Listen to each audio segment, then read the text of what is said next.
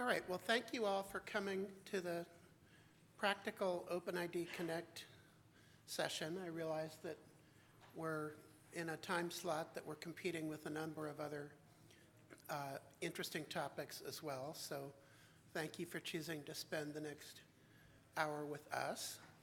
I'm Mike Jones. I'm a standards architect at Microsoft, and I helped develop the OpenID Connect specification and some of the ones underlying it. And I'm also the OpenID Foundation Board Secretary. And what I'm going to be talking about today is what I've titled The Expanding Reach of OpenID Connect, talking about both expansion in terms of deployments and expansion in terms of scope of the kinds of things that are being done with it. So many of you know this, but OpenID Connect was developed as a collaborative effort by people from many walks of life, from many industries, a number of individuals as well. And this is by no means an exhaustive list, but all of those individuals and companies made major contributions to what became OpenID Connect as we know it. So what is OpenID Connect? I suspect I don't have to tell this audience that, but it's a JSON REST-based federation protocol, just like SAML is an XML-based federation protocol. It provides a simple identity layer on top of OAuth 2.0 that enables the relying party to verify the identity of the end user and to get basic profile information about the user. It was designed to have a low barrier to entry by using JSON and REST patterns that many developers had already decided was how they wanted to write web applications. And you can read about it at openid.net/connect.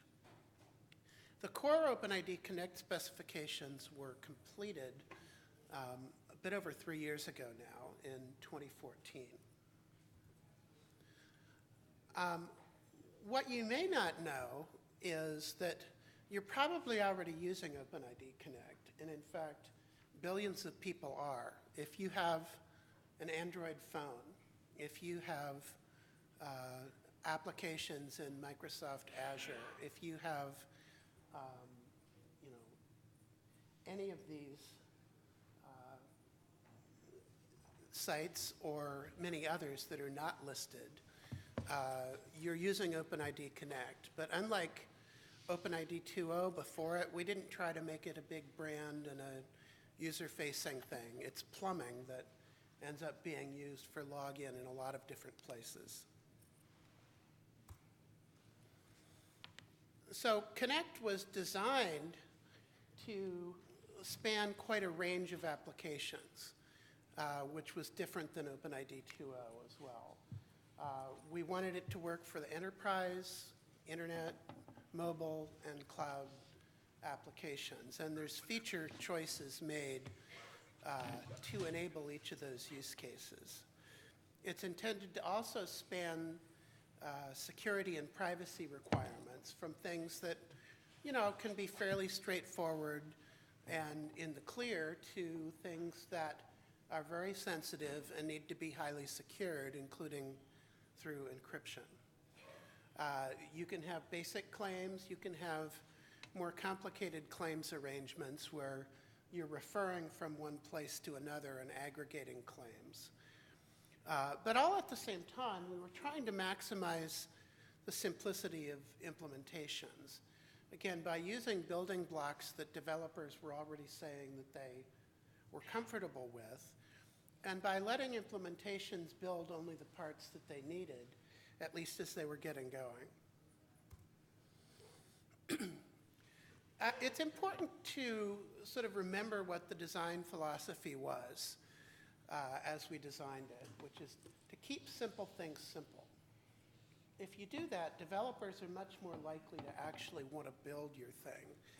In fact, I'm going to put my friend Nov Mataki on the spot from Japan, who will be talking to you shortly.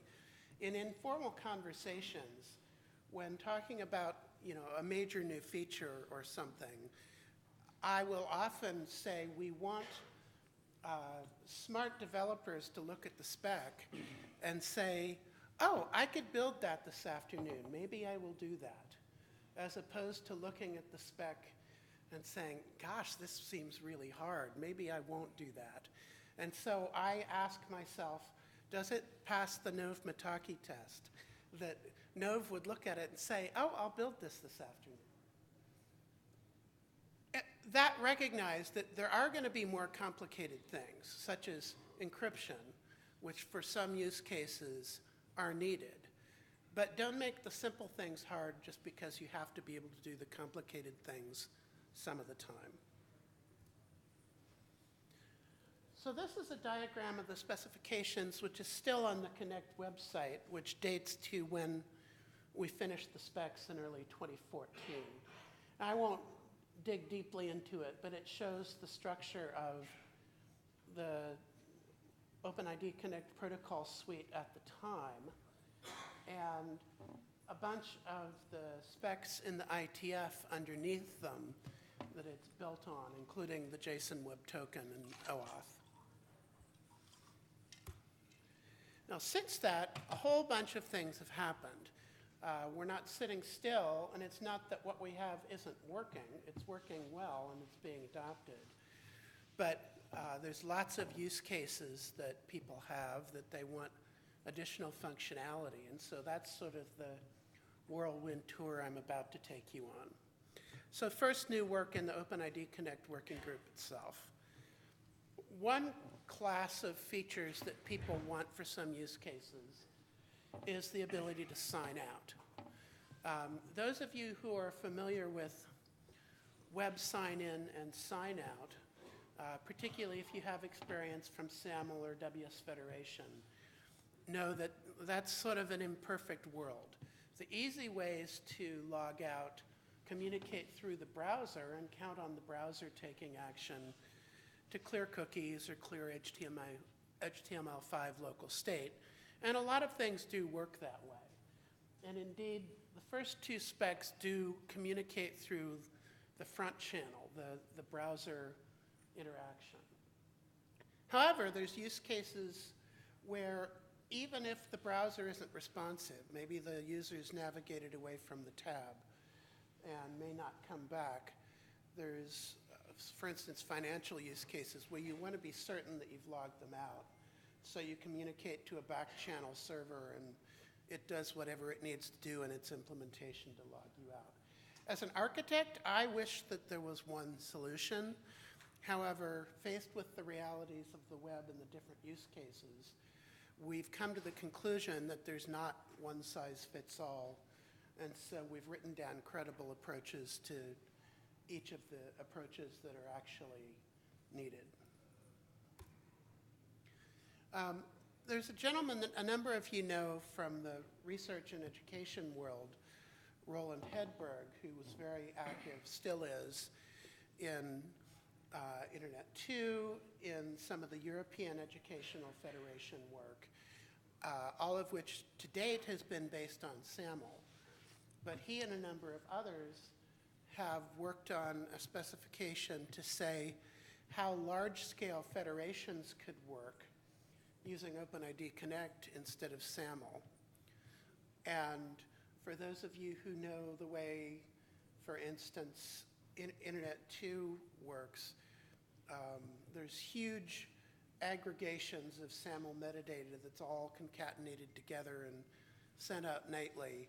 And, it's not, it works, but it doesn't scale very well and it's somewhat brittle, where Roland's thing is counting on the ability to have your own metadata in one place and somebody else's metadata in their place, and just having references to them and having signed metadata so that you can know that it's valid. So if you're interested in that space, do read this new spec, that's underway. As editors, we sometimes will make tiny mistakes, and that's why there's an errata process. Plus, we made a decision during OpenID Connect to take dependencies on some ITF specs that weren't finished, such as JSON Web Token. So we now have drafts of Connect which aren't published because we haven't finished the errata process, or aren't final, I should say, where we're updating the links to the ITF specs to the final ones and things like that. Nothing changes in how it works, but we are doing that. I'm just going to touch on a topic which my friend Hans Zonnebelt's going to tell you about shortly. One of the things that's helped expand the scope of Connect is we developed a certification program. That's designed to help implementations know that they're doing things correctly, and it's designed to help the marketplace choose implementations that are thought to have done a good job.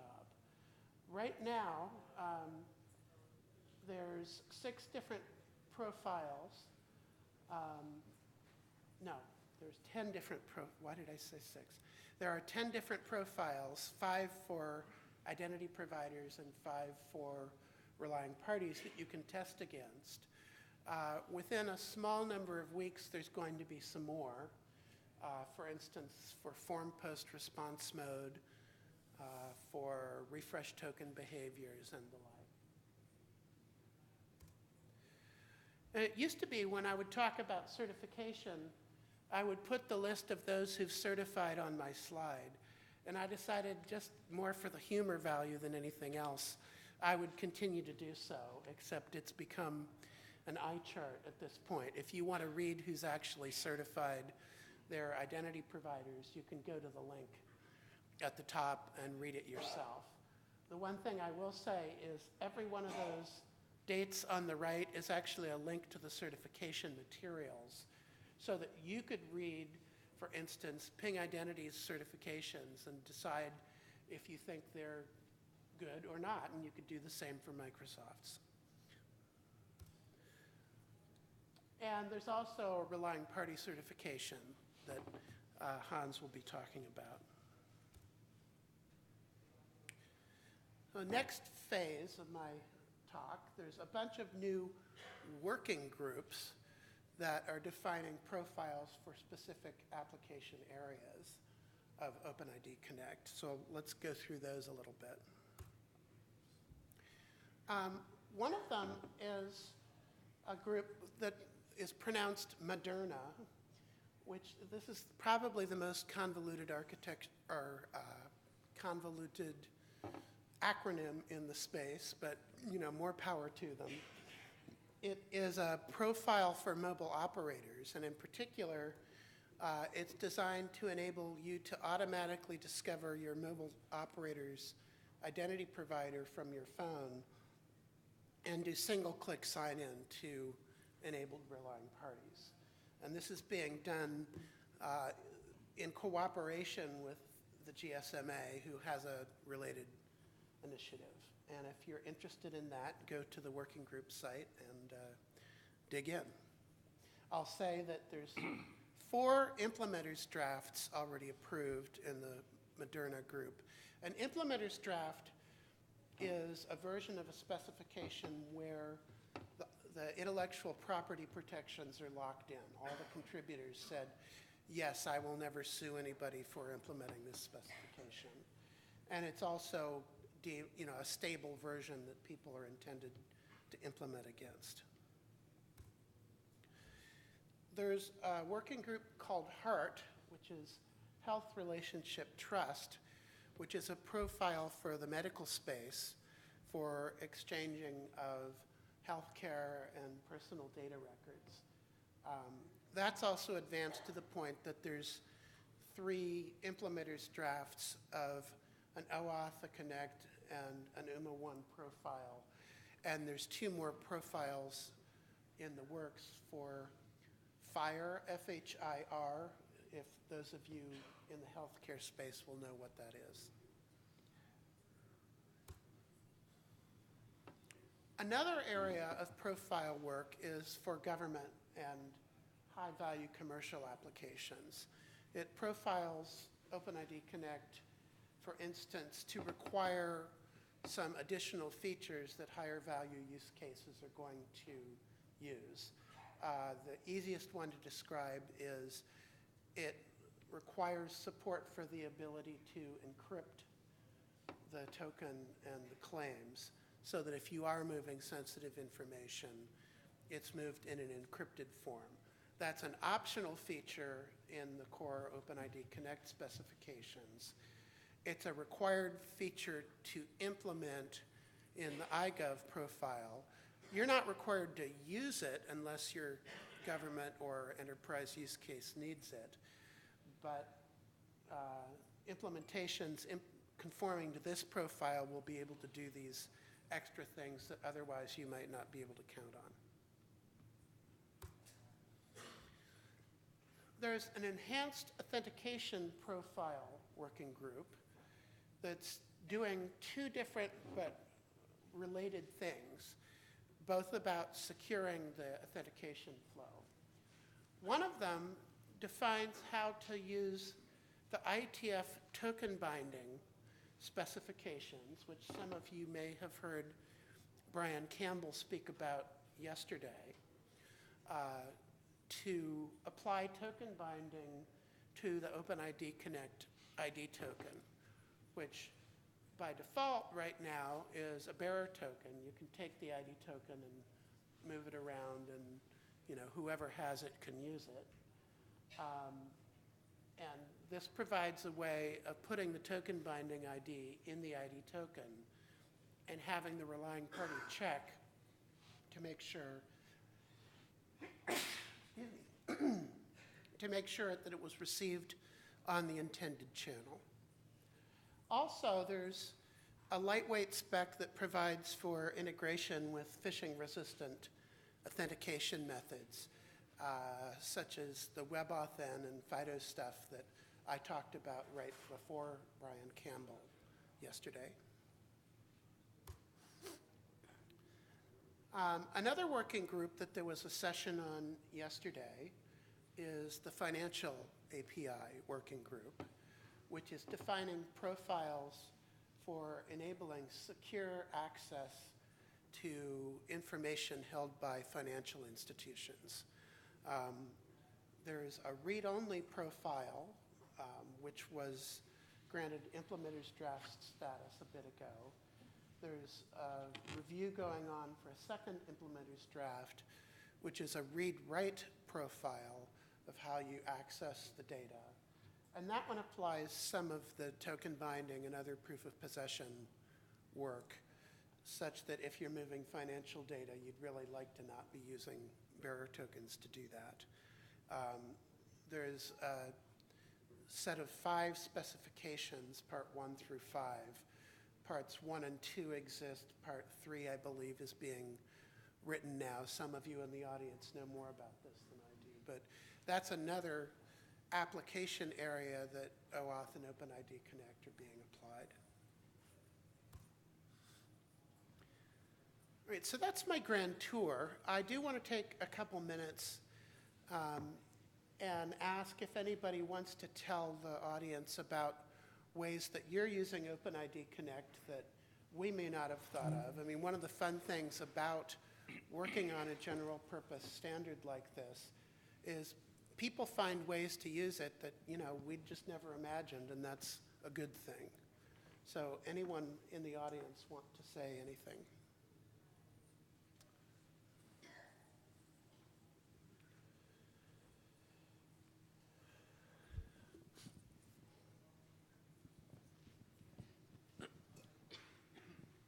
In 2015 in Anaheim, we were able to make OpenID Connect the worldwide standard for mission-critical communications for first responders, so for fire, police, medics.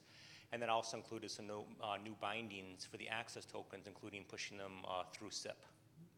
Cool.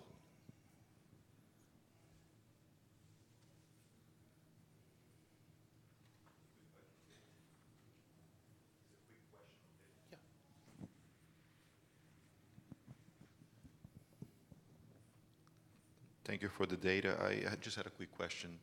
Can you please speak to the modern scenarios?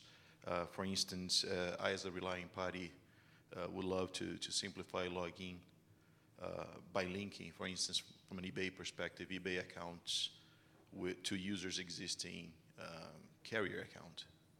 Is that part of the desired outcome for us to be able to do account linking using OpenID Connect?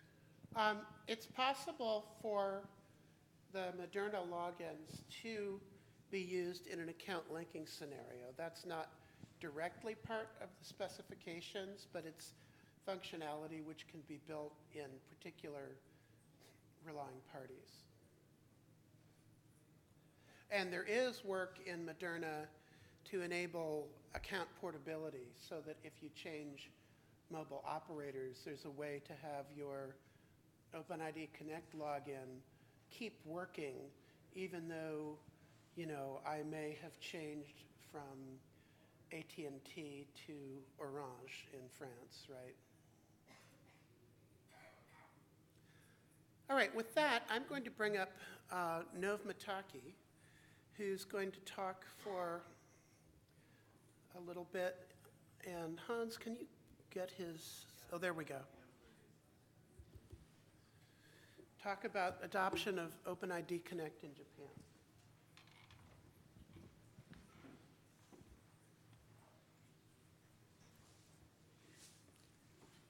Okay. Hello, I'm Nov Matake from OpenID Foundation Japan. And today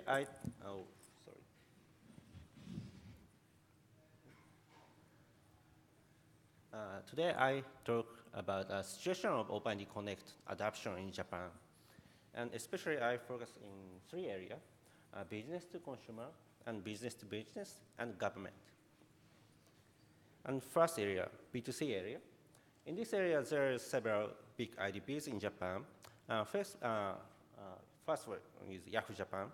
This is the biggest one. And they are doing search and advertising business as main. But they also have EC side and auction side and so on. And they are also opening their identity platform for third parties. And using OpenID Connect as a federation protocol there. And Recruit. Recruit is starts from recruiting services, but they also have EC side and restaurant reservation side and so on. And there is 30 or 40 services in their group, and they're also using OpenID Connect. And Rakuten is similar to Recruit, but they are started from EC. And they also have several 30 or 40 services in their portal side. And LINE. LINE is the most major messenger application in Japan. And younger people recently doesn't use email or SMS. So people, companies and businesses and academic want to connect with them through LINE platform. So they are opening both API and business account and opening their platform and using OpenID Connect there. And for example, Yahoo, this is the biggest one, and they started OpenID Connect support in 2020 as a version 1. And at that time, there is no OpenID Connect spec was still in draft, so they couldn't support final spec yet. But last year, they obtained OpenID certification, IDP certification, as in their Buzz implementation. And they're now following OpenID Connect final spec. And this version 2 will be released in this week. They are announced already. So it's a big step in Japanese community. And next, enterprise area. In this area, summary is still the fact in Japan too.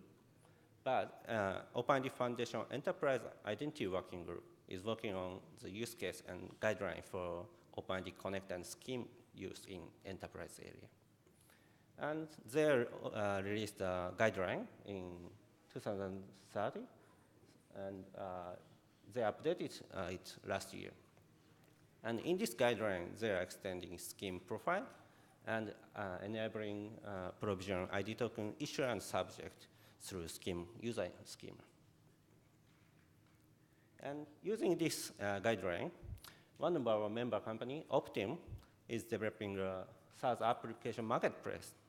And they originally started from MDM, mobile device management service, but they're releasing SaaS application marketplace, Optim Store.